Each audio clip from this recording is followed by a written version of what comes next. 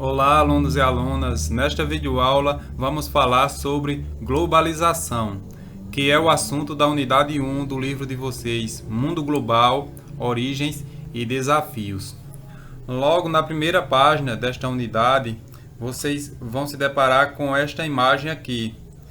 Então, esta imagem dá para a gente perceber, à primeira vista, que é um mapa do mundo, não é? Que é as Américas, África, Europa e aqui a Ásia.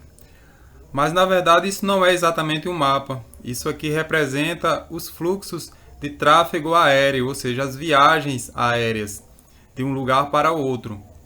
E quanto mais claro aqui, quer dizer que existe mais fluxo, ou seja, existem mais viagens. Então a gente percebe que aqui a costa leste dos Estados Unidos, aqui a Europa Ocidental e aqui a Ásia, também aqui o sudeste do Brasil, são as áreas em que há mais tráfego aéreo, tá certo? E aqui do lado a gente tem este outro mapa, que é o mapa da disseminação do coronavírus no mundo em um determinado período.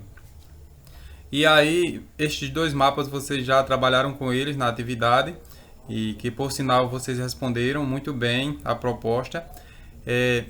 A proposta era o seguinte: de que maneira a gente pode relacionar esses dois mapas?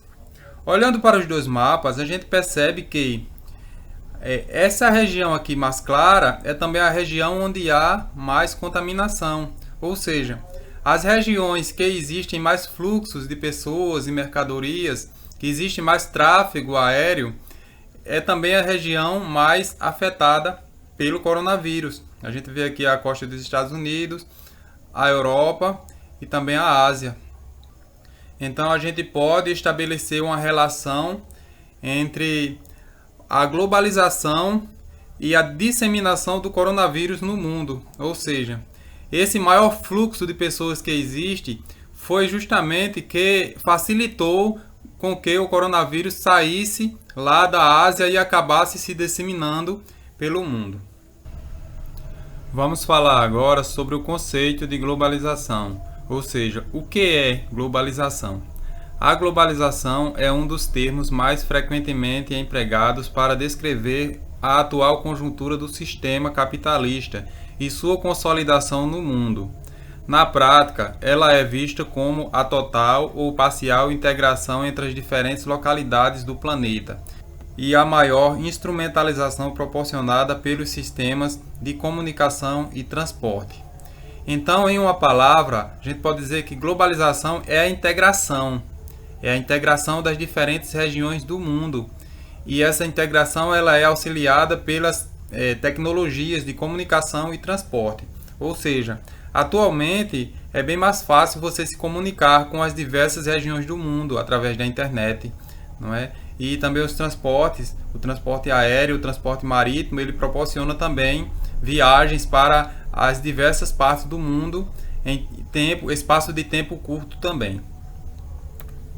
Mas será que a globalização ela é uma coisa apenas de hoje, ou seja, recente, do século XXI? Ou será que a globalização é uma coisa antiga? Quando foi que começou a globalização?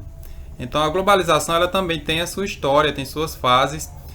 Até o século XV, as condições naturais e as limitações tecnológicas, elas, de certa forma, impossibilitavam a comunicação entre algumas regiões do globo terrestre. Então não permitia essa integração que temos hoje.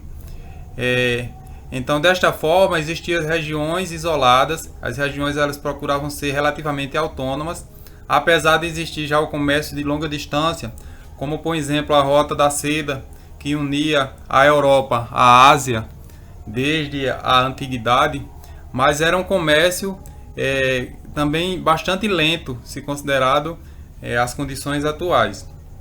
Então, a partir do século XV é que começa esse processo de maior integração do globo terrestre, que a gente conhece hoje por globalização.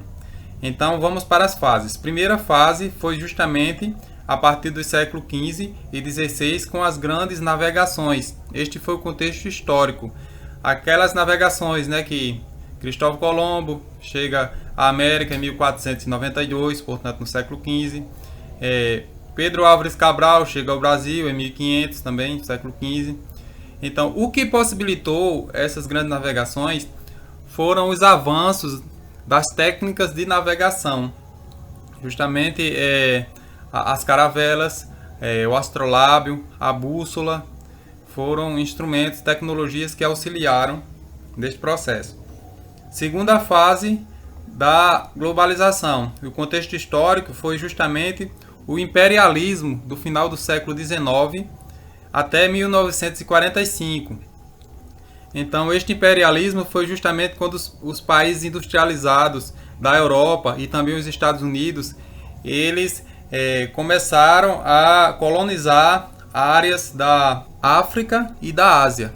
E neste período, as tecnologias que estão relacionadas são inovações técnicas aplicadas à indústria, então foi justamente o processo de industrialização, os transportes e as comunicações, com a expansão das ferrovias, do uso de automóveis, aviões, telégrafos, telefones e rádios.